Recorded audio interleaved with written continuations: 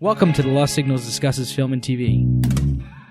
Using the revolutionary Manzur-Ramosi Thurlow scale, or MOTS, we scrupulously review these art forms with an emphasis on narrative structure. Join us for another entertaining episode.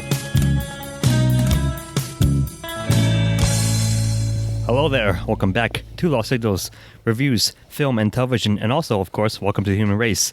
And I am Scott Plissken, here with Matt to the Stars, Jonathan Ian Manzer. How you doing? And revolutionary Cuervo Jones, Chris Morgan. Hey. And Carjack Malone / Herschel Malone, Rich Perry. Good evening.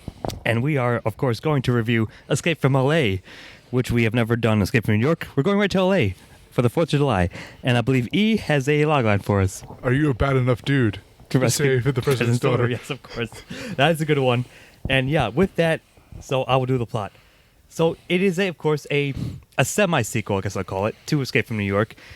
Bit more lighthearted, if you will. A bit more like not taking itself too seriously, not as gritty. So St. Plissken gets called in by the theocratic government to recover a MacGuffin, more or less, from the island of L.A., which has become a, not quite prison, but might as well, like all the undesirables, in quotes, get shipped there in the fictional world of it. And it's basically a mirror of New York. He goes in, he meets a bunch of people, meets a gang, meets Steve Buscemi, the Map to the Stars, goes through a various number of scenarios and quirky characters in his quest to get to Cuervo, does old switcheroo, and shuts down the Earth via electromagnetic pulses, like, pretty much. So, like, a lot of ridiculous stuff happens. I know it's very, like, general, but this is my pick, so I'll say I'm looking at a 2. I could see, nobody should give it a 3, and if you do, like, Jesus, I don't know why you would. This movie's lucky it's getting a 2 for me. Yeah, right, Rich, like, exactly, like, granted, it's sort of a pet, like, a guilty pleasure of mine, but I don't feel all that guilty about liking it, even though I admit it's not that great.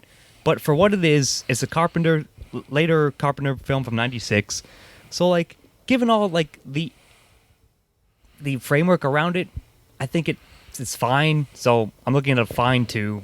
Other than that, I'll open it up. Go ahead. See, the issue is that there's a lot to recommend in this film, actually. But none of it's the narrative. And sure. I think, if I'm going to be honest, I might have to give this a 1. Because and I can see that. It is a mess of a narrative. It's almost moving set piece to set piece for jokes that sometimes work, sometimes don't. But it's the barest thread of a narrative. In fact, it just recycled, basically, Escape from New York. and granted, there's things to like about this, but again, the story's not. And unless someone comes up with a really good thing, I might have to give this a 1. I think it knows that. What do you think, Rich? I think you convinced me to possibly give it a 1. I had a hard time following along with the movie, not because it was difficult to follow, because I had problems actually caring about what little narrative there was. It was mostly action set pieces. What side characters there were didn't really mean or amount to much. And yeah, I think a cumulative 1 works for me. It's tough. What do you think, Chris? It is getting the ever so slightly 2 from me, only because, a couple reasons, actually. Number 1, I actually liked all the supporting characters, and even though we've gone from set piece to set piece to set piece, I can't take away from the fact that I enjoyed the scenes, and then there was a lot of filler, and then there was that, as you said, Scott, that incredibly long shootout at the end. So yeah, I'm giving it a 2. It may not be the strongest of 2s, but there it is. I'm giving it a 2. That was a pretty good argument for a 1, I think. Especially with the yeah, I'm sorry. I'm sorry for anybody who's not watching or listening.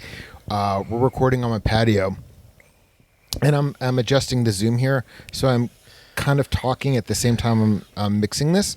So that is just behind the scenes. But no, seriously. Okay, here's me being earnest. Okay.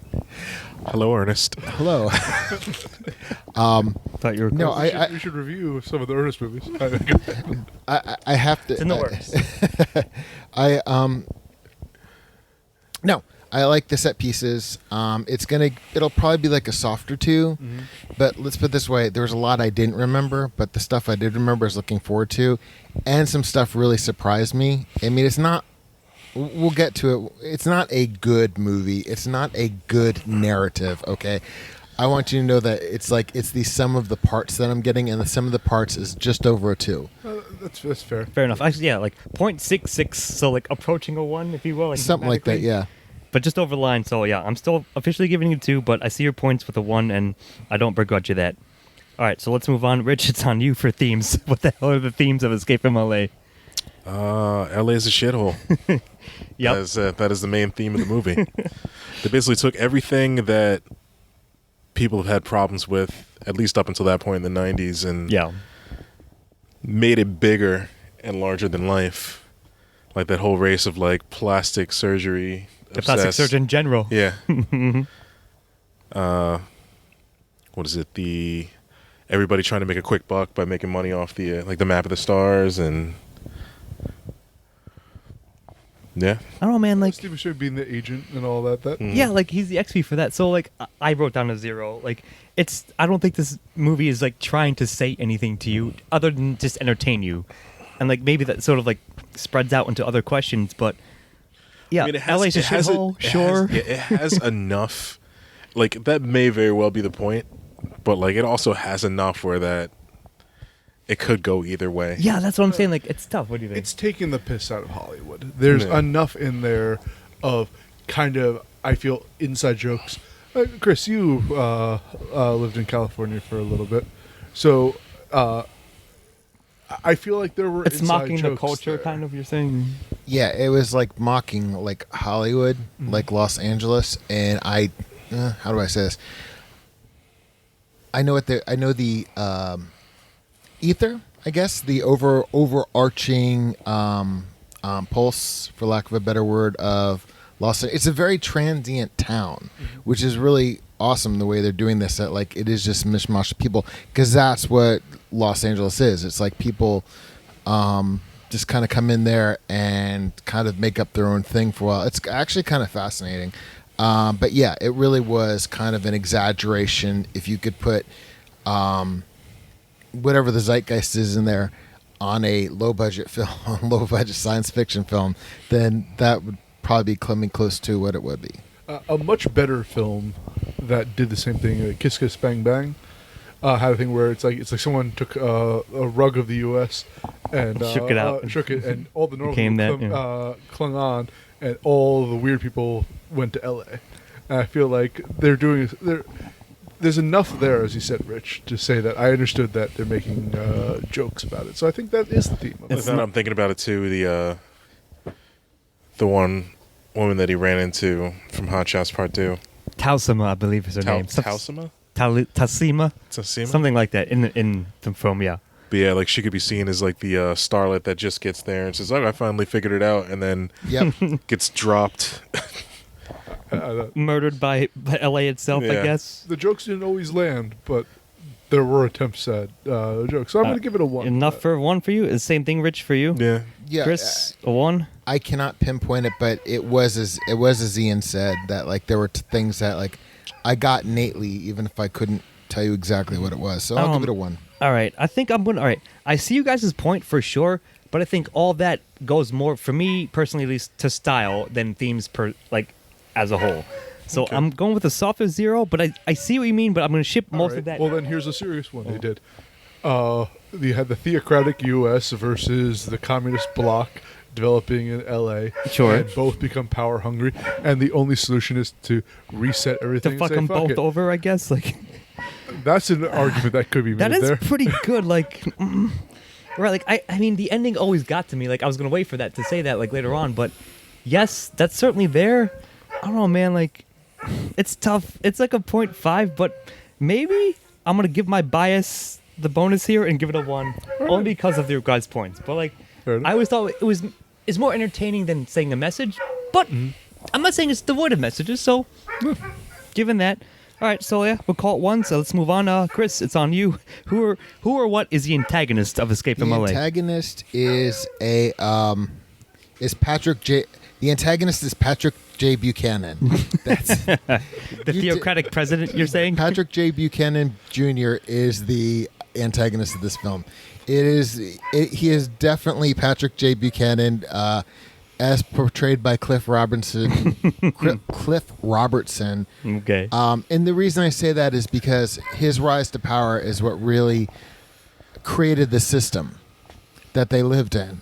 So if we're going to say the system, I'm going to say you could say the president and the system. But to be honest with you, both are pretty. They're both vomit. Like, in other words, it is just kind of like so over the top and cliche. It's just like it's kind of like the message in somehow lapse itself the back dead into- don't die. The environmental message in Dead Don't Die. It's pretty much a straw man. Straw man is the word I'm looking for. Yes. Sure. So it's like I get what he was going for and I agree with it, but I don't know. I'm kind of landing on a 0 because it was just that cliche. Well, here's the funny part about this is that right now there's an autonomous zone in Seattle. And we do have kind of a theocratic government, and a lot of people in America become socialists. So perhaps Escape from L.A. is A vision of more prescient than Escape from New York Oh, I was. didn't say. I didn't. Maybe. That actually is one of the things I should have brought up in themes. Yeah. Because in a lot there are things that, as much as we were saying before, like little clicks in my head that like drew me back to something from Hollywood. It is watching this film. There was moments in this time, and it's not just the little hints at technology, but just in terms of things. I do believe in some ways that this film is a little bit ahead of its time. All right. Does that mean it's enough for a 1 for you on this one? Yeah, I'm gonna go with 1. All right. What do you think, Rich? You go first. All right. So again, it's somewhat like, yes, I get you guys' point for sure. Like, it's ostensibly the overarching theocratic, like America's like I was going to bring up in dialogue, no smoking, no red meat, no blah blah blah, right? Like, Yeah, they made America great again. I understand, like, but like, who or what is who is antagonizing, say, Plissken? I guess you might say Cuervo Jones, like the revolutionary, like No, yo. No, the no, it's disease. the system because he was rebelling against the system in the first one too. Yeah, I get it. Like, to your point, Chris. Beyond that, yes, it is that. But I'm not sure, man. Like, I'm trying to like get rid of my bias because, like I said, it's a quote unquote guilty pleasure for me as a film, enjoying it. But I'm trying to analyze the narrative like more sort of objectively, if you will, and I don't know if it's enough. I don't know if it's also not All right, enough to not give it a 1. Meh. Yes. I agree with Chris's point of view on that they straw man both socialism and theocratic capitalism in this, and just do kind of parodies of both of them, in a sense. It I certainly never does feel that. that Snake Plissken's ever under any threat whatsoever, but nor do I think the intent of this was. And for I kind that. of don't feel like I'm being preached at too. Like, sorry, Jim, Dead Don't Die, because it's just like, All right. So what does that mean? That mean like, I think I might give it a 0 because it's just not. It's not deep enough. It's weird. It's Right? Exactly. It's with the taking the piss out of Hollywood type thing. There's a layer there, but it's not deep enough to. Okay. It's in this weird middle It's ground more between a for serious themes, film maybe, and a than joke film. antagonists. Yes, Ian, go. Ian, I bumped up my score from a 0 because you seem to support like this flimsy thing I had. I moved mine back down to a 0 because Okay. if you were just trying to, if you were like, I guess in a way, playing devil's advocate, whether or not you meant to, you kind of supported my argument. Even like, all right, I'll give you the benefit of the doubt. But the thing is, if you're like giving it a 0, then like, okay, if we're on the same wavelength, Yeah, then I'm giving it a 0. All right. So what does that? Where does that leave you, Rich? Oh, that's gonna be a fat 0 for me. Right. Like, at the end of the day, whatever antagonist there was gave Snake no pause whatsoever. Even the virus itself barely affected him. which like I mean, Snake pretty Plissken. much foreshadowed that it was just like And actually, the flu. you found that out pretty much right away. Wasn't that first woman who said, "Oh, that's a bunch of bullshit"? Yeah. Yeah, I mean, certainly they sort of like lampshaded it in a sense, if you will. Yeah, I mean, I'm sticking with 0 as well. And trust me, It's just not enough. telling someone to get to L.A. and get out of L.A. in 10 hours is not enough time. Yeah. Even, especially in the post-apocalypse. Get thyself So- to LA. Yeah. I honestly like the second they told him that he was infected, I was almost waiting for him to be like, still not doing it. Yeah. I'm gonna sit here and you can watch me die in 10 hours. That's Actually, that would be Plissken do. in line with his character. Yeah. So All right, yeah. So you guys feel me? But like, so 0's all around, very nice. All right, so move on to speaking of him, Snake Plissken / Kurt Russell himself. E. a 1. This is the highlight It's of the his film. film, right? You're Yeah. watching this to see Snake Plissken be Snake Plissken. You're seeing Kurt Russell be as badass as you can. The Metal Gear Solid franchise was entirely premised on the character of Snake Plissken. Like, it has such cultural shockwaves of a character. And it's not just, like, yes, this is a sillier movie, but it still has his show, I guess. solidified Kurt Russell as a badass. Yeah, So- I mean, I mostly agree. I wrote one. Like, yeah, like you're right. Like what you come to see is like Snake Plissken be Snake Plissken, and even if you haven't seen New York, which not everyone here has, like his character is like easily set up. You know who he's going to be. You know he's going to be like the most in control, like badass motherfucker in every situation ever, and that's the whole. That's one of the draws of it. So yeah, I'm going to give it a 1 on that front. I'm gonna give him a 1. I just enjoyed watching him be so bored with the events that were happening. Even he doesn't give a shit about this Yeah. movie. It's just like I'm just gonna walk through this plot and not let any of it affect me, and kill a bunch of people along the way. I think one of the best examples of that is right in the beginning when the guy's like threatening him with the knives, and he just doesn't even turn around; he just shoots the guy and keeps walking. It's even lazier than Indiana Jones. I He like has an that. opportunity to kill that guy in the beginning, and he just Yeah. walks past. He's like, "I'm talking to you, One Eye." He's like, "Whatever, dude." Yeah. Got a mission to complete. Yep. I like that. What do you think, Chris? Yeah, I'm gonna give him 1. I don't really have anything to add. I mean, he's fucking Snake Plissken. Yeah, I was Kind of gonna all you say, have to say. As somebody said, this is the reason we watch this film. That's, Yeah. Yeah, he is the one good thing about this movie. He is the jaw of it. Yeah, exactly. All right, so that's 1 all around for that, and I'll move on to secondary.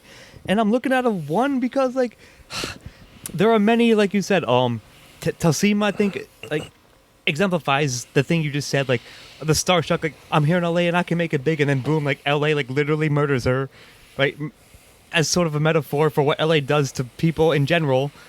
And then you got, like, Bruce Campbell shows up as the Surgeon General. And, like, Plastic a bunch Surgeon of General. a plastic surgeon general, like a bunch of other like cameos are thrown in there, and I think like even like as part of like as like a sort of a submission in the plot is Snake is ostensibly contracted to kill the president's daughter, who's named Utopia, who the president is like she has gone so far, she's strayed from the flock, and I'm again theocratic, so I want you to kill her instead of like rescuing her or anything. So I don't know, like, and he meets like like I would say I guess Buscemi also counts as a secondary character. Matt to the Stars, Eddie. Actually, I have a real problem with that Why? because his character, by all rights in how movies are constructed, should have died. Should have died, yeah. There's no reason he should have made it to the end of the movie. And yeah, He did because he was Steve Buscemi. yeah, but there's But like Steve a Buscemi law. gets killed in many other movies. I don't know. Plus, like, the way his character acted, he double-crossed every single person that he ran into. That's true. And not a single person took their revenge on Never him. once did it like come back to bite him in the ass as it should. exactly. Like, Snake should have killed him immediately. Perhaps that's the snake agents types in they're like Hollywood that should be cockroaches. punished, They but keep never coming did back. get. I don't know. Like I still think, of course, he. Like, it only... I'm Like, always gonna like him. Good. it only could have been better if, like, at the end of the movie when Snake, like, looks at the hologram machine, like, lights a cigarette, Steve Buscemi just walks out from behind him like, yep, time for us to go on another adventure. He's like, what? And then just cuts to black. Actually, that would be That would be an amazing alternate take. That would be amazing. I don't know, man. I get it though. Like, but I guess maybe like the world of LA itself, like all of Cuervo's goons. Like, I guess Carjack Malone, like Pam Grier, like. But, like every single time, like, every other character but Snake would serve their purpose, and it wouldn't be much, and then they'd immediately get killed off. Like, But I think That's it all LA for adds you. up, yeah. Right? Like, I don't know. Aside from the slimy agent. like the helicopter when because I knew most of them weren't going to make it, but I thought they were going to die off in the shootout. But like when he starts flying away, I'm like, oh, I guess they did. And then a fucking rocket launcher takes out everybody but him and the president's daughter in one fell swoop, and he doesn't even bat an eye. Like, It's obviously, like, sure, why not? I don't know, man. Like, I like the world building in it. So, like, it's tough. What you got? I do have an argument for one here. Okay. It's a one character.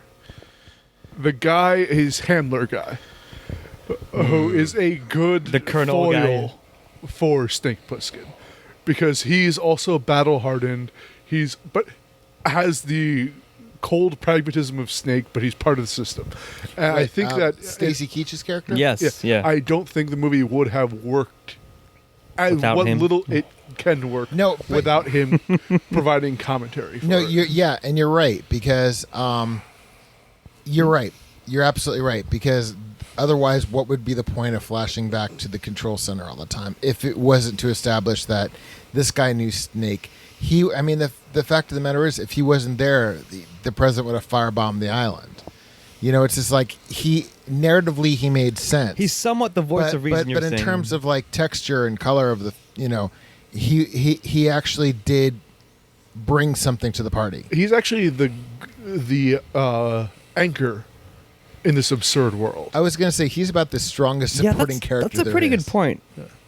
I mean, I was going to give it a 1 Even anyway. Snake himself isn't he's as absurd as all the other clowns that are in this film. Yeah. Yeah. Oh, that's He not only the works- server guy. Yeah, he only works in this over-the-top reality.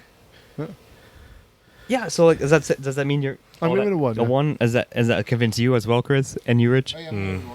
Yeah, I think it's more evidence for me to do it as well, but I'm still officially giving it a stronger 1.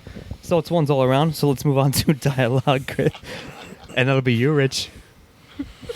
I am so glad you laughed into the microphone because that was an amazing laugh. Way to go, Scott. Dialogue. I know it's tough, buddy. So what is the criteria for a 1 or a 0? All right. Allow me to present a case, and you discuss it first. You think, yes, it's absurd. It's over the top. Like it, but it's tongue in cheek. It knows what it's doing. So it's like it's playing with like. Of course, the things that people are saying are the things you expect in a B, at best level action movie like this, and I think John Carpenter knew that, and he incorporated that into the script. So, like, even though it's cheesy, I think it's knowingly so. It's I was gonna embracing say its it's a own very cheesiness. self-aware Yeah. movie. Yeah. Honestly, maybe it'll get a 1 based off of Snake's dialogue, but I don't remember a single thing from anybody else except for Tausima or... I'm going to rebut that with another movie taking the piss out of Hollywood that was self-aware, Tropic Thunder, which has some of the best dialogue in a film, is aware of what it is in a sense a cheesy B film, but it's on a much higher level of dialogue than this one is. Certainly, I would agree with that, yes. And I now, giving a comparison for that, I will likely have to give this a 0 because Snake Plissken does have a couple of good lines in there, but that's about it. Like, It's tough. Like, I barely remember anything that was said. What do you think, Chris? I'm giving it a 0. Okay. I mean, I like I'm going to say the ending scene, the dialogue between Stacy Keach and Snake leading up to the Welcome to the Human It's always Race been was my great. favorite part, but By the same token, the journey to get there Does it was outweigh? not. I think that's a good point. It was the journey to get there was not. No, I mean the dialogue was what it was, and that's fine. You know, I'm not faulting it because the movie was self-aware, but by the same token, Plus that doesn't make it good dialogue either. Plus the dialogue was like... The dialogue was basically just exposition. You're right. A lot of it was that. That's true. That's a good point. No, for real. Like the first 20 minutes are all exposition. And even when he's in like the thick of LA, like he's got people explaining to him how LA works. Yeah, that's true as well. Yep, good point. So I wrote 1, but I changed it into a 0. I think you guys convinced me. Like, yeah, you're right. While probably Snake's lines are like the best when he like retorts to somebody or says whatever, it doesn't outweigh like just the general like grayness, I suppose, like the flatness of everything else. Yeah, I'll agree. Good job, boys. We're giving it 0s on that one. All right. Yeah, sorry, you have anything else? No. All right. Let's move on then to style, and that'll be you, Chris. Carpenter style here in LA. No, and this is it's gonna sound like a insult, but I don't mean it to be. But I'm actually gonna give this a 1 because this movie was very How to be an insult. I mean, I haven't seen. Yeah, all right. Y'all can land on me for this one, but I haven't seen Big Trouble in Little China yet. But yeah. You had your chance. But You chose to go to bed. but no, but I mean, I really liked John Carpenter doing a Sci-Fi Channel original movie with his humor, with his style. That should have been a log line too. Yeah. It's like, but it was like, I used the hamburger analogy in a recent podcast, and it's just like, okay, this isn't quite Shake Shack, but it's definitely better than Wendy's, so it's probably Mooyah. So, as far as burgers go. But my whole point is, I get what you mean. It's Sure. fast food, but it's decent fast food.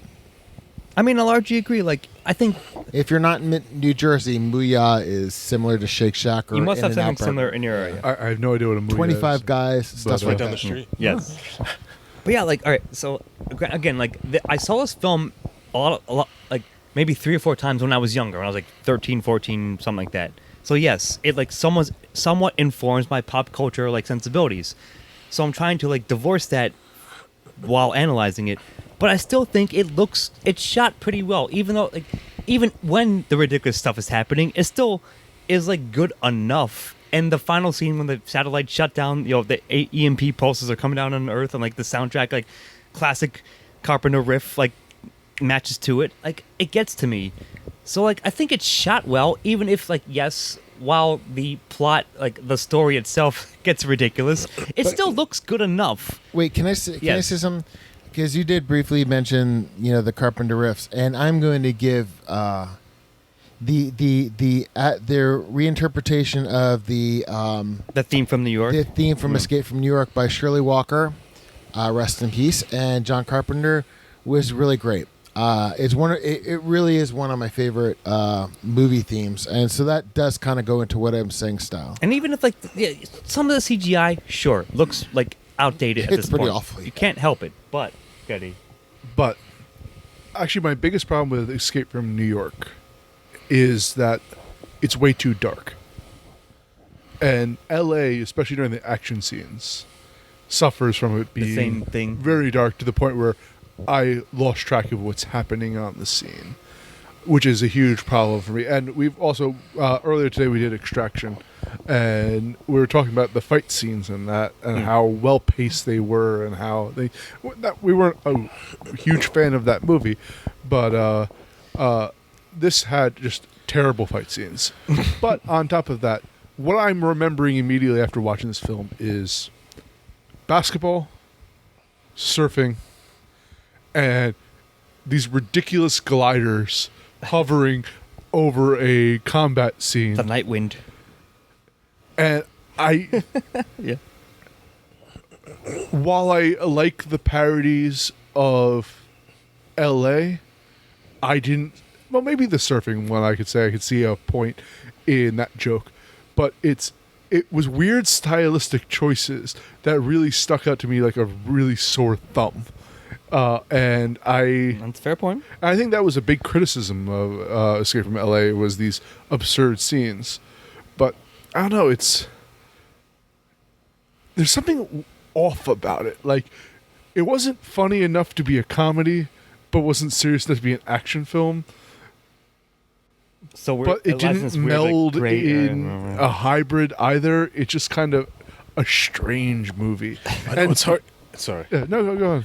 It's hard to see what everybody involved wanted out of this. Yes. That's great. That's perfect. That is a great assessment. And honestly, you bringing up all those points, that kind of like, just hearing them again, reminded me of when I used to play with my action figures and just randomly come up with adventures for them. It's like, now you're in a hang glider, now you're surfing, Nice. now you're playing basketball. For death. Yeah.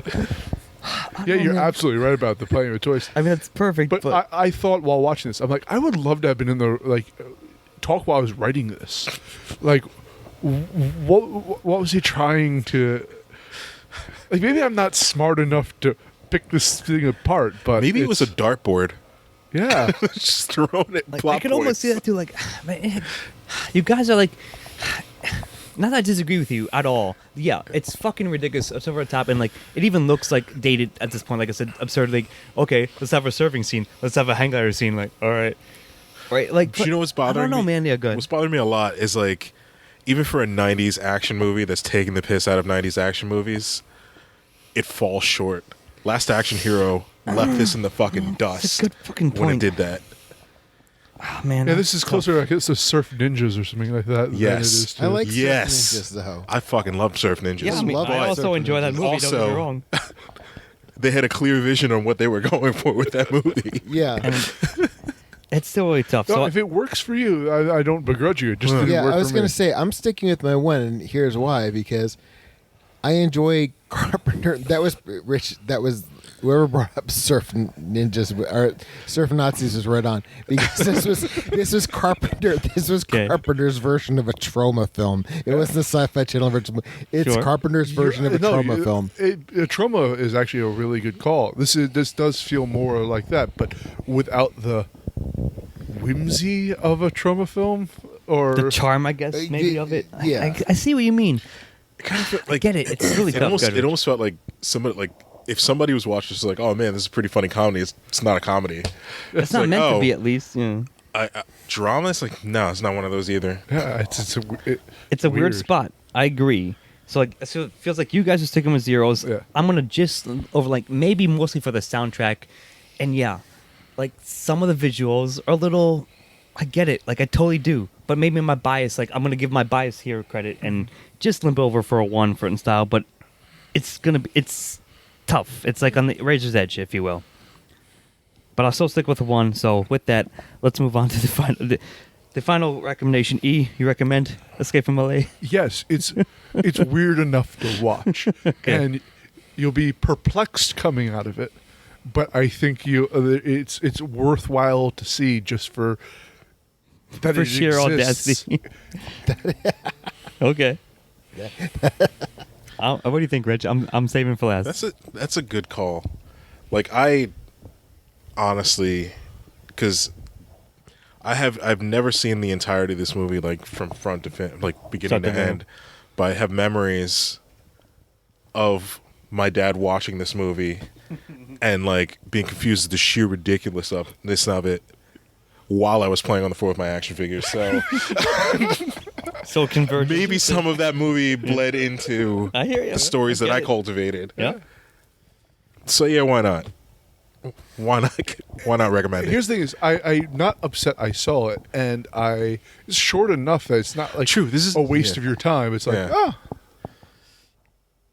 Yeah, I'm not disappointed in myself.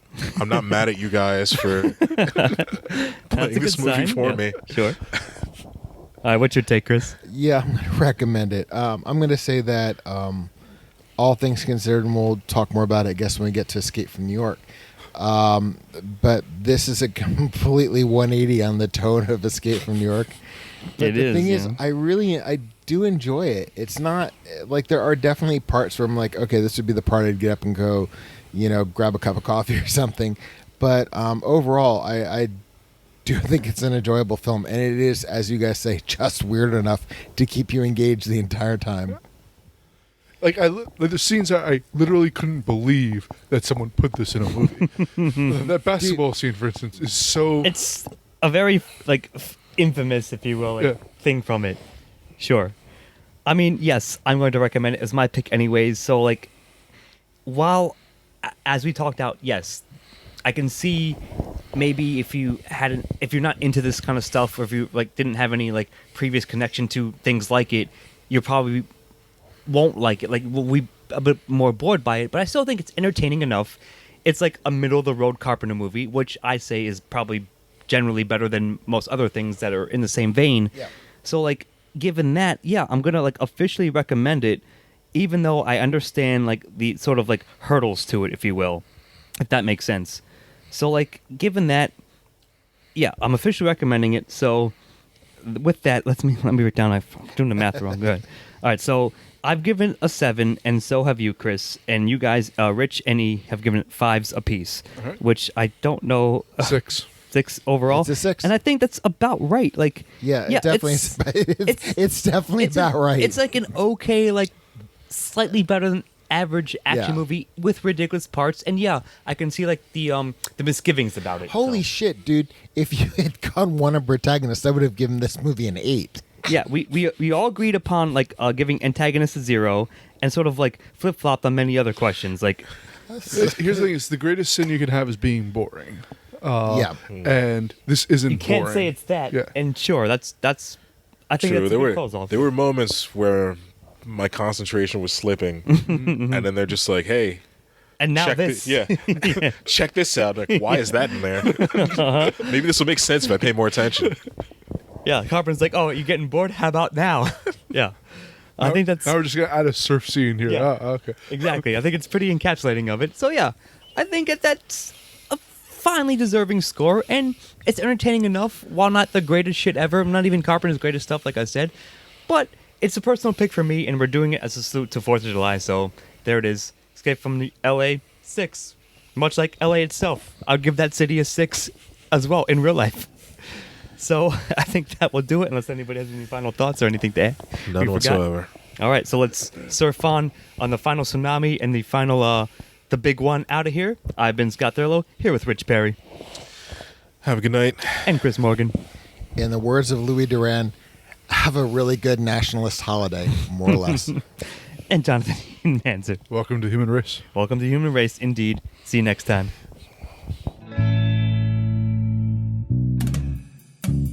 Editing and engineering by Christopher Morgan. Music by Christopher Morgan. Check us out on YouTube and iTunes for the shows, and on Facebook and Twitter for updates. Or mods?